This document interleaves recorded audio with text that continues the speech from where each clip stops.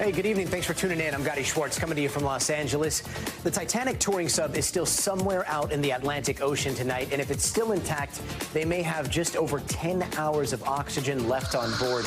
Now, this is a story that has gripped the world as resources from all over are coming together to try to find that lost sub.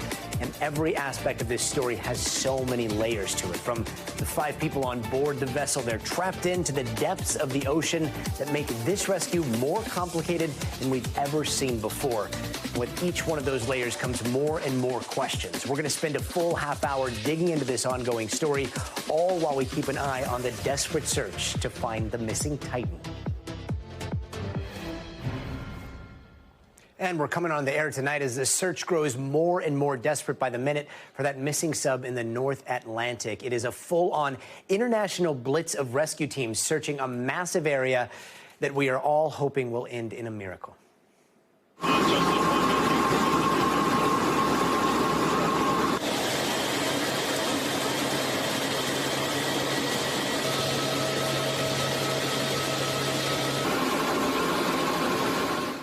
Now, according to the U.S. Coast Guard, the search area has doubled in the last 24 hours, but so far, underwater noises picked up on sonar both yesterday and today have turned up nothing. I think when you're in the middle of a search and rescue case, you always have hope. That's why we're doing what we do. With respect to the noises specifically, we don't know what they are. The good news is, what I can tell you is we're searching in the area where the noises were detected, and we'll continue to do so. Now, here are some numbers to keep in mind heading into the next few hours. Right now, the oxygen left for those on board is around 11 hours. And even if they are found, it could take several hours to get down there, several more to bring it back to the surface. That is a best-case scenario, which really only gives them a few more hours to find exactly where that sub is right now. Now, when it comes to the search area, we normally think of searches in 2D, like this. You look at a map, and then you look somewhere around here, and you know that this is where the sub might be. But this is really a search in 3D. It's like looking in a pitch-black box that goes 2.5 miles down, is thousands of feet squared, and the sub could be anywhere. It could be on the ocean floor. It could be at the surface. It could be anywhere in between. And when you put this in perspective on how deep this is, you've got 305 feet. That's the Statue of Liberty. 1,000 feet is the Eiffel Tower. 2,000 feet is as deep as sperm whales and giant squids can swim. But this is where the Titanic is, 12,500 feet. This is 2.5 miles approximately. Remember, those people could be anywhere in that search area. We want to get straight to that search. So let's get into this with Tom Costello, who is right now in Boston tonight. Tom, if this sub is still intact, oxygen is starting to run low, this isn't just a rescue. This is now a sprint to get there. What's tonight going to look like? All-out sprint, as you suggested. We're at the command center here in Boston for the Coast Guard. This is happening 900 miles out into the ocean from where we are. The Canadians have been the first on the scene. They've already got about 5 ships on the scene. By tomorrow morning, there will be 10 ships, U.S., Canadian, even French ships on the scene. And then that doesn't even count the air assets. Canadian and U.S. C-130s are in the air, as well as P-3s that continue to drop those sonar buoys, listening for any hint of sound from the people inside this sub that are still missing. You know, they've heard noise yesterday and today, but when they run that noise through the Navy computers to try to analyze the sounds, they can't determine whether that's a human, whether this is a human-made sound. All they know is it's some sort of noise, and the ocean is full of noise. Gadi? Yeah, those sounds are giving people so much hope. I've heard them described as banging. When they run them through this software, can they rule out what's man-made and what's not? Well, the interesting thing is, he said you really need a trained ear to be able to distinguish that, and the software helps. But that's why they're kind of downplaying the idea that this is really human-made. And they made the point, listen, that sound travels very well underwater, and there's an awful lot of shipping activity in the North Atlantic. And guess what? I didn't know this. Fish and whales make a lot of sounds, and some of it sounds like knocking also. So they cannot say definitively what caused that noise that some thought sounded like knocking, but those people who thought that aren't necessarily the experts. And Tom, let's say they find exactly where this sub is right now with sonar. They say it's at the bottom of the sea. Do they have everything they need right now to go down and get it up in time? I don't think they do, Gadi. That's the problem. They need massive lift capability on scene. Now, that French ship is arriving right now, actually, and it has a very advanced robotic drone that can go all the way to the bottom, all the way down to the Titanic and withstand the pressure. Okay, but then what? You cannot open the sub from the inside. It can only be opened from the outside. You've got to literally unscrew these massive bolts. And the sub and that robot won't have any way to connect to be able to get people out, and you can't get people into the robot. So that's why the only option here would be to literally be able to lift the sub out of the water with an incredible hydraulic lift capacity. They don't have that on site at this hour, and time is ticking because at 7 a.m. they run out of air. I know you talked to an OceanGate investor who's been inside of that sub. What did he tell you about what it's like crammed in there? He went down in, you're right, he's an investor in the company. So he actually went down in the sub all the way down to the Titanic. And he said, yeah, it was very dark. And in fact, he said it got cold when you're in there. The deeper you go, the colder it gets. Here's how he describes what it was like. So as you settle to the bottom, it really is this exhilarating. You feel like you just landed on the moon. You're on a different world down there. It is cold. It's below the freezing point of normal water, but it's salt water. So, and then it's just, and then it's an exploration that's amazing. You're taking this craft through a debris field. Now, he also insists that he didn't think that this was unnecessarily risky. He said, listen, if you go into this, you know you're taking a chance. It's not like a brand new 737. But he said everybody who goes in knows they're not on a ride at Disney World, right? They know that they're an experimental vehicle, a sub, and things could go wrong, and they sign a disclosure statement that you could die. But they never really thought that would happen. Tom Costello, here's hoping for a miracle. Thanks so much. Yeah. Now, the biggest reason this sub is so hard to find is because it is really small. On the outside, this thing is 22 feet long. It's about 8 feet tall, and that's just on the outside. But on the inside, where people sit, it's more like the size of an elevator, but sideways. Check this out. Using this wall here, and we measured, this is pretty close to the actual scale of just how much room the 5 inside have to sit down. Remember, it's less than 5 feet tall, so they can't stand up. There are no chairs. Everyone is sitting on the ground.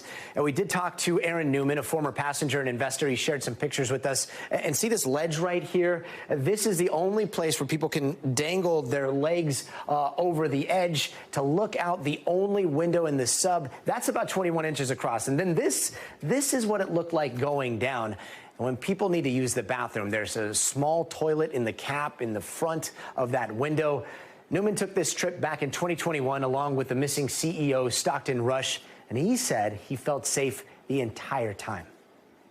So that's what it looks like on the inside of the vessel. And if any of those passengers are still alive, they are most likely going to be banging on the walls, hoping those noises get picked up by sonar, which is something that we heard yesterday as we talked to Dr. Jules Jaffe. He's a research oceanographer at UC San Diego.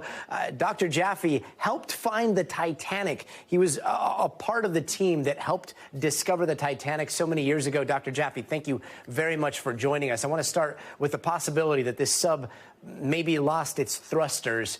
If it is just sitting somewhere, how much can the ocean move it around? Well, if it's sitting on the seafloor, the answer would be not much. If it was sitting in the water column, then the answer is quite a bit, because remember, it's nearly 4 days since it was launched. And I loved your analogy of the three-dimensional volume. And thinking about that three-dimensional volume, you can think about the water transporting things at every depth in almost every direction. And now, even if the water is going fairly slowly, by the time you get 4 days later, they can be a fair ways off-site. I hope they're more like in the water column than sitting on the bottom, because I think that creates a better scenario for rescue. And you already talked about this wonderful underwater robot that the French are bringing that has a 14,000-foot dive capability.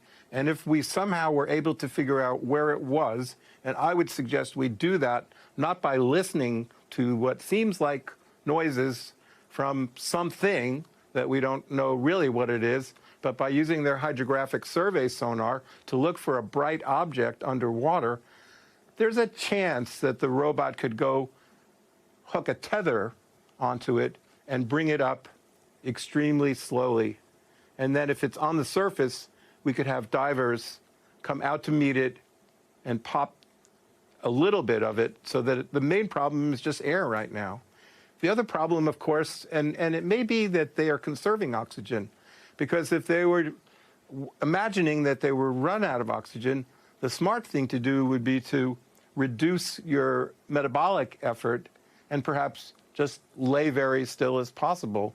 And so maybe we're overestimating, maybe we're thinking it's going to run out of air sooner than possible. But there are a number of possibilities at this point, but I'm so sad that the situation is so dire, frankly. No, it's horrible to watch. I mean, I think you hit it right on the head. So many times we're describing this as rescue crews looking for this sub, but they're not looking for this sub. They're listening for this sub, right? We can't see it. It could be in pitch black conditions. And from what you described, if it is in that water column, it sounds like if it gets a sonar ping, it can move very quickly to somewhere else. Is that right? Well, not too quickly. I mean, the underwater currents are about as fast as my hands are moving across the screen in most of the ocean. So it's not like you're in a river or something like that. It's more you're being, we use the fancy word, advection, to be carried along. So I think it's just, the physics is velocity times time. So even if the velocity is small, if the time is big, it can go quite a long distance away, sadly. So I do have a glimmer of hope that we could get that French vessel out there, do the hydrographic survey, get the robot down. But of course, we're all stressed and worrying about what's going on right now. And so if the sub is intact, it is protected from all the extreme pressures at that depth in the ocean, right? Oh, absolutely. It was designed. It's 6,000 pounds per square inch at that depth. And when you think about how the tremendous forces on it, it's certainly being compressed. The question is whether it would actually be ruptured. And there's been a lot of talk online about the possibility that the integrity of the vehicle was compromised. And what I was imagining was that the company that made this vehicle should be doing periodic non-destructive tests and evaluation. So, for instance, when we fly on a plane, we feel secure that the plane is going to be intact. But the technology behind that is that there are crews that are using ultrasonic probes to look at the materials on that plane to make sure that they're not cracked open. And I am worried that every time this thing goes down and comes out, it actually creates a stress on the structure. And are the manufacturers and managers of this endeavor, which I endorse, recreational deep sea ocean, to teach people how wonderful the ocean is, are we monitoring its mechanical integrity to the point that we needed to? And it's always 2020 hindsight.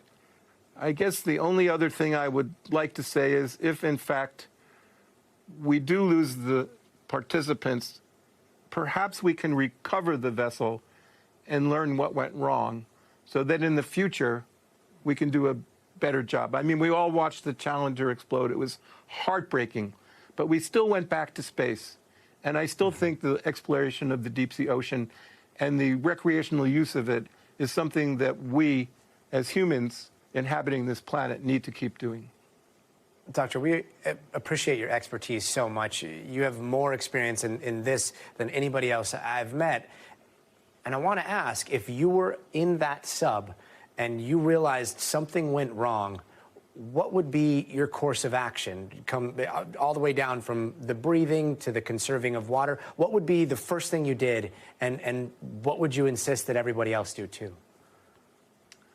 Well, stay calm first. Try to reduce your oxygen consumption. Notably, that's something that they're doing. They do have weights. So the physics of these vehicles, we build autonomous vehicles in my lab, is that if the vehicle's heavier than water, it will sink. And if it's lighter than water, it will float. And I do know from reading online and looking at the extensive literature that we've seen, they do have weights that they can drop. So I'm imagining if they got stuck, one of the first things they would do is drop those weights. And then they would actually come to the surface. Now, the surface conditions have not been that kind. The seas haven't been that cooperating. There have been clouds, and the aircraft have been looking. But I also do want to say something about the listening to the knocking, because what we're doing is the Canadians is sending these underwater microphones down. So a sonobuoy is a float. These are really designed to listen to submarines, and there's a huge number of them. Looking online, the U.S. Navy just spent $2 billion on buying these. They're extremely sophisticated. They're made to work in the top 2,000 feet of the ocean, and this vehicle may be quite a bit deeper. But I could imagine if we could hear that knocking sound on 2 of those sonobuoys, maybe we could use something called triangulation to figure out exactly where it is. So I do think there's technological opportunities that perhaps haven't been taken care of. And the last thing I want to say, as a person who works with the U.S. Navy and submarines, the world's experts in underwater sound are the sonar men that go on these submarines, because they sit there for weeks and weeks and weeks. And I think those are the people we should be asking about, is this a natural sound, or is this something that doesn't sound natural? It could be an old buoy with an anchor slapping against a chain, or they could be knocking on the walls. In principle, I wish they would have sent Morse code, because then we would have known it was humans. But perhaps in their current situation, they haven't worked all of that through. But let's just hope they're still there, and we can first find them, and then perhaps even get them. Let's hope those noises continue. Dr. Jules Jaffe, thanks so much for joining us. And joining us now is former Navy Captain Bobby Sholey. She was a diving and salvage officer for the 1996 TWA 800 recovery operation, supervised diving operations on USS Cole in Yemen after it was attacked by terrorists back in 2000. Thank you so very much for joining us. Just straight out of the gate here, how do you find a 20-foot vessel in the deep depths of the ocean? Can you walk us through the different rescue strategies at play here? Well, as you know, the very first step is the search operations, and that's always the most frustrating part, because you can't do anything until you find it. And searching is a very meticulous, very patient operation where you take all the data that you get from all your experts, including what the doctor was talking about. You have to get the prevailing currents, the prevailing winds. You have to know the beginning datum where the object entered the water, in this case where the Titan entered the water from the support ship, and figure out the possible trajectory of where it was going towards the bottom, and anything else that you can get. And then you come up with your circle from that starting point, and that's where you begin your search. And then you just you mow the lawn is kind of the image that I try to present, and you just start your search pattern with sonar. In this case, we're using the sonobuoys, which is a wonderful asset, and you just patiently go over every square inch that you can, going back and forth. Yeah, back and forth. And again, when we were talking about this, you're going back and forth, but you're also going back and forth, up and down in 3D. That's the part that I'm struggling to comprehend here. And the other thing is, so much of this is, you know, a lot of the experience out there on planet Earth involves either exploration or salvage and recovery. Very little is about rescues in the deep parts of the ocean. Can you tell us a little bit about the type of technology that we're hearing about? We've heard about this piece of equipment that's coming in from France that, if I understand it correctly, is remote operated. What can those things actually do? Can they attach things to that sub to bring it up? Remote operated vehicles, which have been used for decades now, have so much capability. They have cameras, they have manipulating arms, they can lift things depending on how large they are, and determines how much weight they can lift. In most cases, they would not be able to lift the Titan by themselves, but they can take down lifting wires, which is probably the scenario we're looking at here, because the Navy's already taken out their heavy lift machinery called the Flyaway Deep Ocean Salvage System, which would probably be the wire that would be taken down and attached to the lifting ring on the top of Titan. But the remote operated vehicle would take that down and actually manipulate whatever shackle or connecting device would be connected between the wire and the Titan. And the ROV has the finesse to connect those things. Some ROVs have sonar on them, some have other sensing devices, so they all have different capabilities, and they all have different capabilities for the depths they could go, or how fast they can go. You can see on the screen there that some of their cameras are very good. Some of them have infrared, some of them have all sorts of capabilities. And that's what we use in deep ocean salvage and recovery, is those ROVs, because we can't put divers like myself down into those depths. Do you think that divers are going to be in the water if this sub is recovered to kind of help it get to the surface? And if so, does this become a dangerous mission for other people as well? I don't anticipate that they'll put any divers in the water once it gets to the surface. I assume that they'll use the crew that actually helped launch the Titan to get it into the cradle that I saw in the pictures that they used to launch the Titan from, or back all the way up onto the ship into the Navy's lifting system. So I don't anticipate that there would be any divers actually in the water for this recovery. Got it. Captain Sholey, thanks so much for your expertise. Thank you. And there is a lot to cover on this story, so we're going to stay on it for a little bit longer. Up next, the physical challenges of those on board that they could be facing right now, and what doctors are preparing to treat them for as soon as they are rescued. We're going to have a doctor to ask that to coming up next.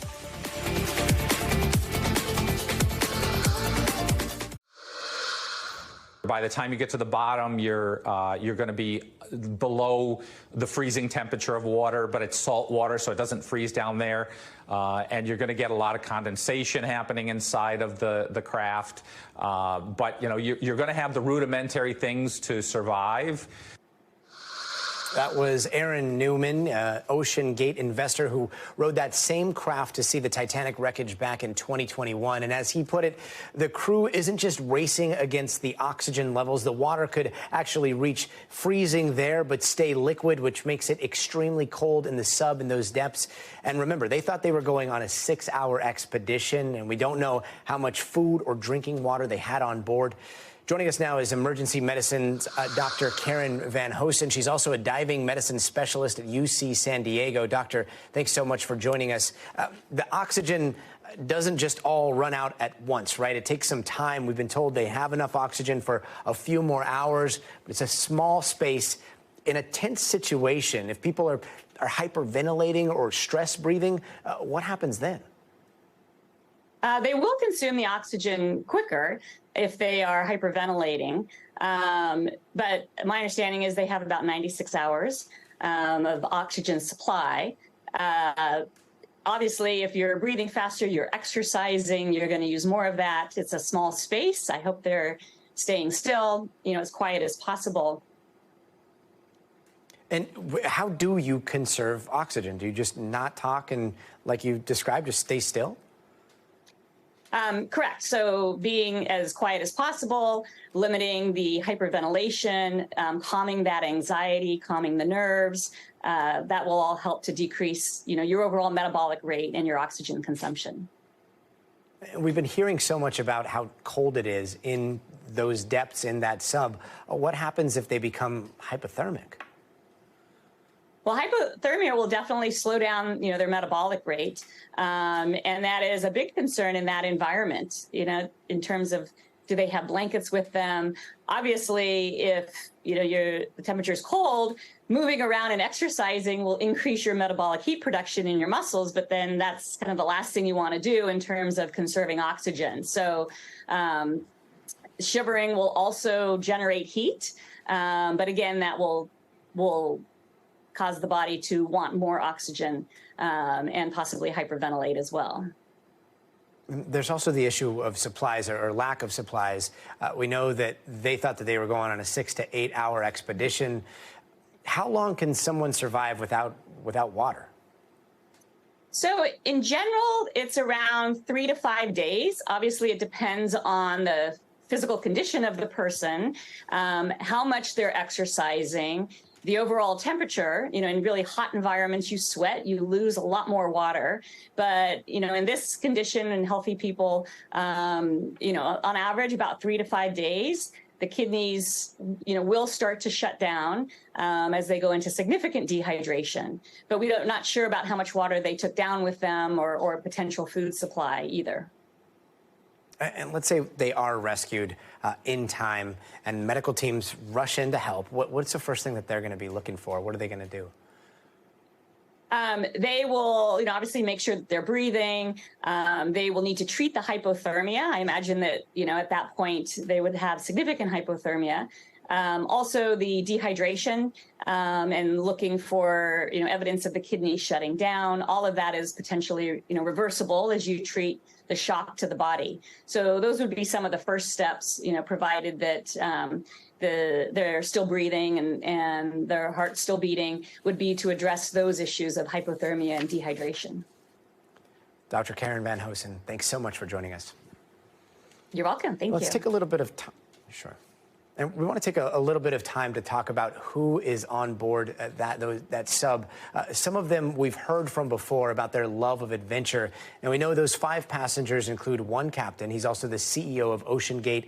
That is Stockton Rush. Also on board is British billionaire Hamish Harding, prominent Pakistani businessman Shahraza Dawood and his son Suleiman, and French diver Paul Henry.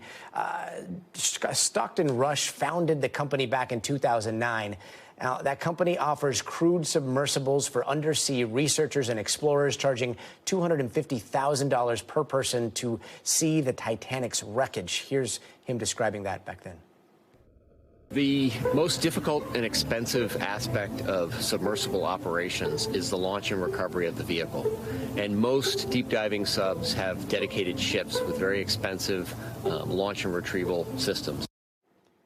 Another passenger, Hamish Harding, who has also been to space as a tourist, flew with Blue Origin just last summer and had this to say about where his sense of adventure all began. At age 5, we watched Buzz and Neil walking on the moon, and I wanted to be part of a space program all through my childhood. I've always wanted to do this, and the sheer experience of looking out of the window is something I'm looking forward to. And finally, as we look at this, there is a glimmer of hope and a reason for optimism here, because we're all praying for a miracle, but rescues like this, they don't happen often, but it has happened before. In 1973, 2 British men were rescued after spending 84 hours trapped more than 1,500 feet underwater off the coast of Ireland. Now, their submersible's hatch accidentally opened, filling part of it with water and sinking it to the ocean floor. One of the survivors spoke to Sky News about the rescue, which happened with only minutes to spare. 84 hours is a very long time, and we didn't have enough food, we didn't have enough oxygen, we didn't have enough battery power to run the scrubber. We just had to really be rationing everything and look after each other. And I think we looked after each other, and I think that was a major lifesaver. And welcome back. And here are some of the other headlines we're watching tonight. Jack Teixeira, the 21-year-old airman accused of leaking classified documents from the Pentagon, was arraigned in federal court today. He pled not guilty to 6 counts of willful retention and transmission of national defense information. On Capitol Hill, former special counsel John Durham testified to Congress. Now, you'll remember he was appointed by former Attorney General Bill Barr to investigate the FBI's Trump-Russia probe. Durham defended his report that said the FBI should have never launched a full-scale investigation. And the January 6th rioter who electroshocked a D.C. police officer was sentenced to 12.5 years in prison today. At the sentencing, the judge called DJ Rodriguez a one-man army of hate. According to several people in the courtroom, Rodriguez yelled, "Trump won," after receiving his sentence. And some good news for us here in California, but bad news for our friends up north. Washington State now has the highest gas price in the country today. The statewide average there is $4.93 for a gallon of regular. And a singer was attacked on stage. Ava Max was performing here in L.A. when she says a man rushed to the stage, slapped her so hard he scratched the inside of her eye. This comes just a few days after a man threw a cell phone at Bebe Rexha. And there are new developments tonight in the case of those 4 murdered Idaho college students and the DNA found at the scene of that horrific crime. NBC's Erin McLaughlin has more. New details in the Idaho murders investigation. Prosecutors now revealing a cheek swab taken from suspect Brian Kohberger is a statistical match to DNA found at the crime scene. Kohberger is charged with stabbing and murdering 4 University of Idaho students last year. The key piece of evidence, a knife sheath next to the bodies of Kaylee Gonsalves and Madison Mogan. Investigators had compared that to familial DNA found on trash outside Kohberger's parents' house. But after taking a swab from Kohberger himself, prosecutors now say the 2 DNA profiles are a match. After a comparison of the DNA profile of Kohberger and the knife sheath DNA, prosecutors writing the same profile is, quote, at least 5.37 octillion times more likely to be seen if the defendant is the source than an unrelated individual. Police department search warrant, come to the door. The night Kohberger was arrested at his parents' Pennsylvania home in December, officers in Washington state served a search warrant at his apartment. He was indicted by a grand jury last month. He chose to stand silent at his arraignment, prompting the judge to enter not guilty pleas on his behalf. The indictment charging Kohberger with 4 counts of murder in the first degree for the killing of Ethan Chapin, Xana Kernodle, Gonsalves, and Mogan in their shared home. The family wants to move along. They want to get a conviction and move past this as much as you can move past a case like this. Kohberger will face trial set for October 2nd of this year. NBC's Erin McLaughlin, thanks so much. Well, when was the last time you used Amazon Prime? Probably pretty recently, because Prime has more than 200 million subscribers worldwide and generates $25 billion in revenue each year. But today, the Federal Trade Commission sued Amazon in federal court, alleging that it duped millions of people into enrolling in Prime and then made it tough to cancel. And in a statement, Amazon said the FTC's claims are false on the facts and the law, and that it looks forward to proving their case in court. With us now is NBC's Aaron Gilchrist. Aaron, how does the FTC say Amazon does this? So, Gadi, this was a 2-year investigation that the FTC undertook here. And essentially, there were 2 ways that the FTC says Amazon took advantage of people. They used something called dark patterns, the FTC says, to get people to subscribe to Amazon Prime, these recurring subscriptions, without their really explicit consent. to sign up for these things. And then the FTC also says that Amazon made it difficult, just sort of made it really hard for people to cancel their subscriptions if they chose to. And I want to back up to this term dark patterns, right? It's not something that a lot of people have heard of. It's only been around for a decade or so. We talked to the person who came up with that term and asked him to sort of explain what's happening with these websites and apps. So here's that. Consumers might not really realize it, but when a large business really wants them to do something like signing up or buying something or sharing information, that business will create a team of design experts and psychologists and data scientists who will try lots of persuasive techniques, and they'll track your behavior and they'll measure what works. Sometimes the persuasion slips into manipulation, and if that's unfair or deceptive, it can be illegal. So as you heard there, Gadi, it's this idea that these dark patterns are sort of straddling that line between persuasion and manipulation of people. And if, in fact, people are being manipulated by what Amazon is doing around getting people to subscribe without possibly their knowledge or canceling their subscriptions, then it would be something that the FTC says they should be fined for and that they should have to stop doing. And the FTC has gone after Amazon in court before, right? Yeah, it has. There was actually a case with the Amazon Alexa service and also Amazon Ring where there was actually a settlement reached between the FTC and Amazon around some privacy issues related to those items. And it was a $30 million settlements across those two parts of the Amazon company. In this case, though, Gadi, we talked to one expert who thinks that this may actually go to trial in this instance because there's a gray area as it relates to these dark patterns in terms of how they're defined in the law. And this could be an opportunity to have a court weigh in to actually make some definitions, some hard and fast definitions of dark patterns. Gadi? Aaron Gilchrist, thanks so much. And a massive heat wave has been absolutely baking the southern plains this week. The so-called heat dome is just hovering over Texas and causing triple-digit temperatures that do not seem to be dropping. Here's NBC's Miguel Almaguer with more from Houston. Tonight, a blistering, record-breaking heat wave is scorching 26 million across much of the southern plains. The potentially deadly conditions pushing temperatures as much as 15 degrees above normal. Literally, we're having to sit in the cold baths just to cool ourselves down. The extraordinary heat and intense humidity turning Texas into a red-hot oven with skyrocketing conditions between 110 and 120 degrees. In San Antonio Tuesday, the heat index soared to an alarming 116, topping an all-time record the city set just 5 days ago.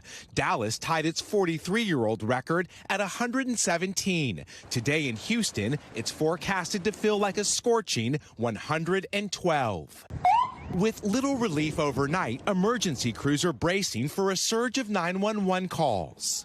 Make sure that you don't leave your child in a car. In this type of weather, they won't have long. The unrelenting temperatures straining the power grid as the state set a June record for energy demand. The historic heat buckling roads from the Lone Star State to Louisiana.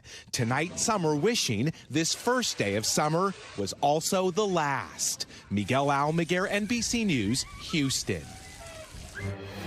And some breaking news tonight when it comes to extreme weather. In Colorado, there is video of not just one, but two tornadoes touching down. This happened between Akron and Anton, Colorado. Tornado warnings and severe thunderstorm watches are in effect for a large part of the state right now.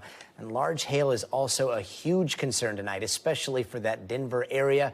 We're going to continue to monitor the conditions on the ground in Colorado and bring you updates as soon as we get them.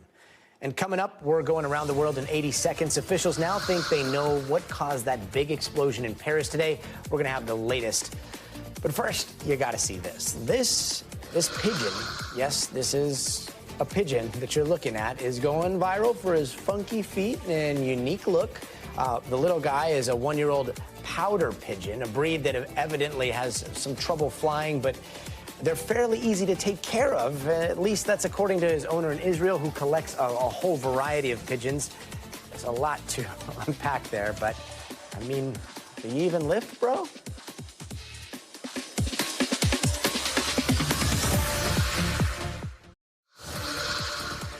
Hey there, welcome back. Let's take a quick look around the world in 80 seconds. 2 people are missing after a massive explosion in Paris today. Another 37 people were hurt, some critically, after the blast at a design school. At least 46 first responders showed up to help at that scene. And a fiery riot in Honduras may be the worst to break out at a woman's prison in recent memory. Members of the Barrio 18 gang reportedly broke into the prison and targeted members of a rival gang. They even locked people in cells and set them on fire. As many as 46 women were killed. And Chef John Mountain in Australia has banned vegans from his restaurant in Perth. On Facebook Tuesday, he posted, "Sadly, all vegans are now banned from fire for mental health reasons. We thank you for your understanding." He says it's because a customer criticized the lack of options and made personal attacks against his craft. Please go find another kebab shop somewhere that's happy to give you that plastic rubbish that you enjoy to eat so much. Go and enjoy your life somewhere else. And an incredible discovery deep in the southern Mexican jungle. Archaeologists found an ancient Mayan city that's nearly 1,000 years old on the Yucatan Peninsula. The country's Anthropology Institute has named it Okumtum, meaning stone column in the Yucatec Mayan language. Researchers found evidence of pyramids, buildings, even plazas where people would meet. Talk about a page out of Indiana Jones. And back here in the United States, President Biden is causing quite the stir with a comment he made about China's President Xi Jinping. At a fundraiser last night, Biden called Xi a, quote, dictator and accused him of having no idea about the spy balloon that was shot down over the United States. Obviously, that did not go over well with China, but it also caught U.S. officials off guard. Now, just 24 hours before Biden's comments, Secretary of State Antony Blinken visited Beijing, and it seemed like he was making progress in those U.S.-China relations. But does that still stand? NBC's Kayla Tausche is following it closely for us. Hey, Kayla. Hey, Gadi, just hours after those comments were publicized, the Chinese Foreign Ministry issuing a swift broadside, calling the remarks extremely absurd and irresponsible, and labeling them an open political provocation. Despite the public condemnation, though, Beijing is also trying to draw less attention to them, removing that passage from the official transcript of the briefing that appears online. Even so, U.S. officials were caught off guard by the president's remarks, which they say do not represent a formal policy shift by Washington. That's according to brand new NBC News reporting. These officials tell NBC they don't expect them to set back any progress made by Secretary Blinken to smooth over tensions during his visits with top Chinese officials in recent days. Secretary Blinken had told NBC News the spy balloon chapter should be closed. Blinken's visit was expected to usher in a series of trips by other top Biden administration officials with their counterparts in the coming months. Those include Treasury Secretary Janet Yellen, Commerce Secretary Gina Raimondo, and Climate Envoy John Kerry. The White House has been forced to clarify or walk back China-related remarks in other instances, too, like when President Biden said the U.S. would intervene militarily if China invaded Taiwan, and when the National Security Council recently denied that Cuba was playing host to Chinese intelligence operations. But reversing course on these comments would be likely to draw the ire of congressional Republicans, who have become increasingly hawkish on President Xi's China. One China expert tells me that these comments are likely just to be treated as vintage Biden. Gadi? Kayla Tausche, thanks so much. Before we go, it is time for the future of everything. Lawmakers made some of the first moves to make AI regulation a reality. But what are the odds that this actually passes? Our tech guru, Jake Ward, will be here to break it down. That's coming up next.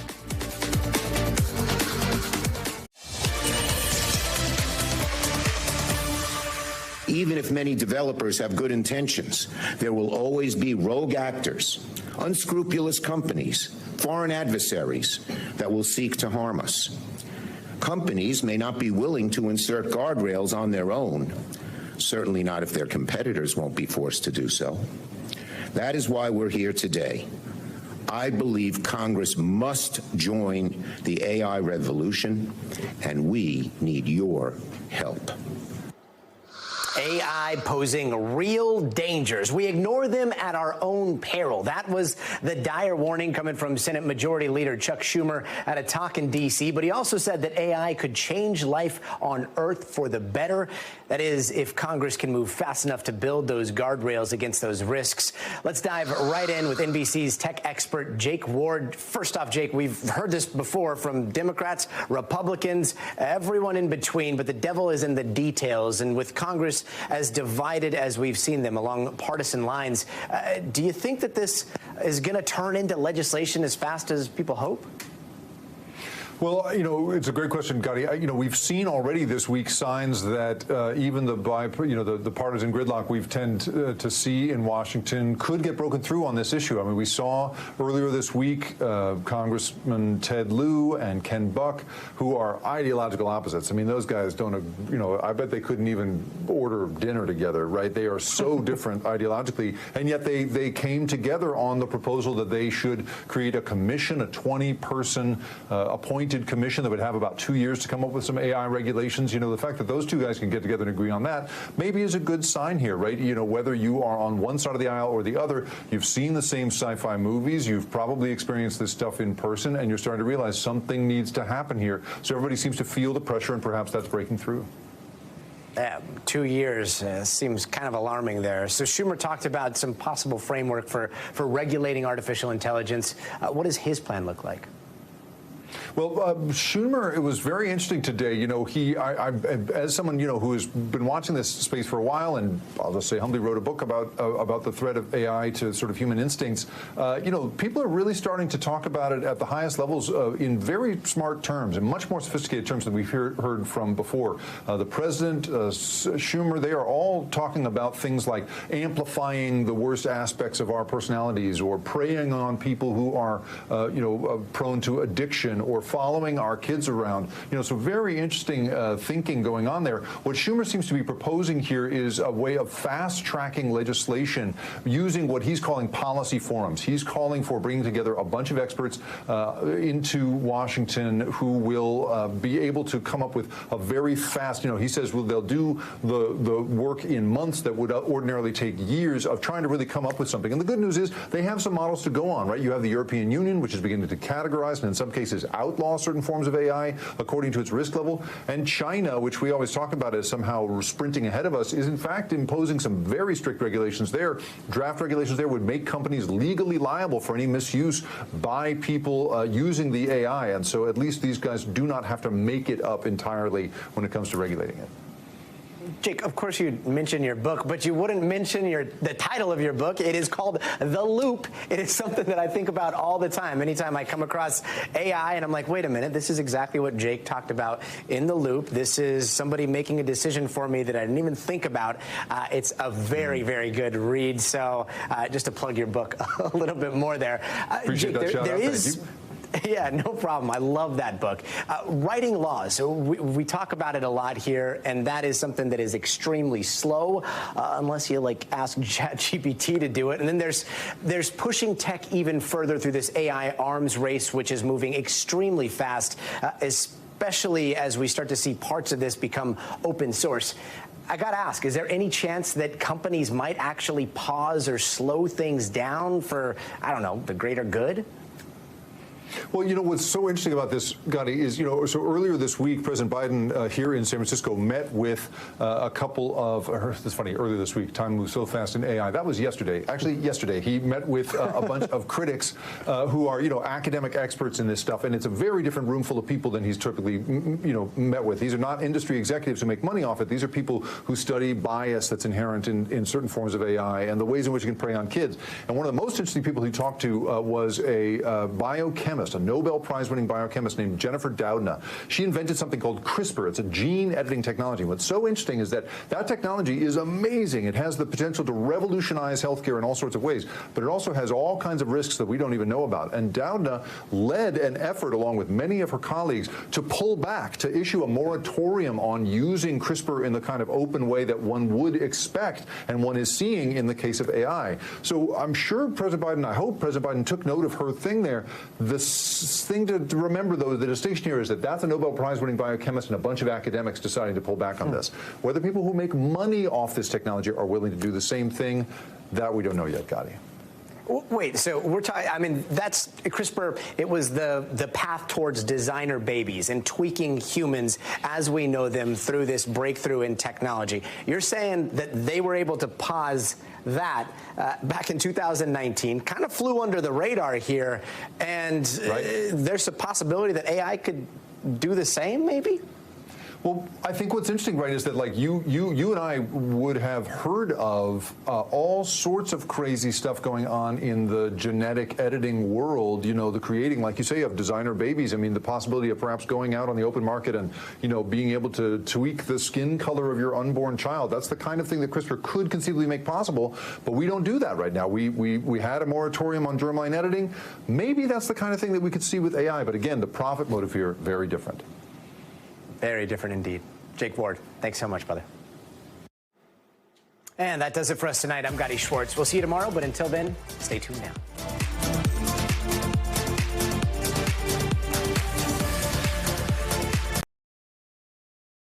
Thanks for watching our YouTube channel. Follow today's top stories and breaking news by downloading the NBC News app.